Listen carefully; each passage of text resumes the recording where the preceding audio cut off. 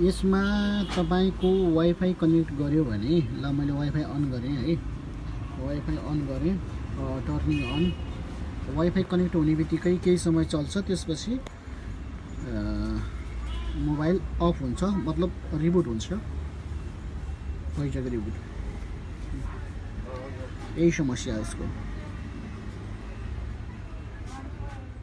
ल finally mobile बनिसकेको छ है वाइफाई कनेक्ट गर्ने बित्तिकै मोबाइल रिस्टार्ट हुन्थ्यो अब अहिले बनिसकेको छ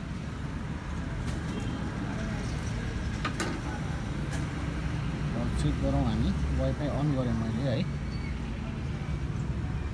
म छायामा लिन्छु एकैछिन ल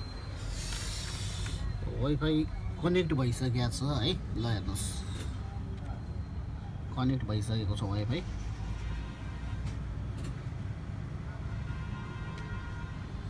चलाउन मिल्छ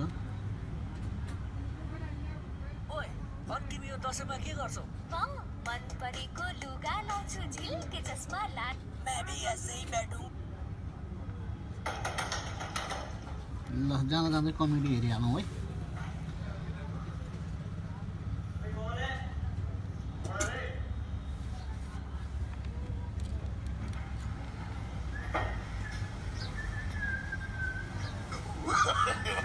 No, no, no, no.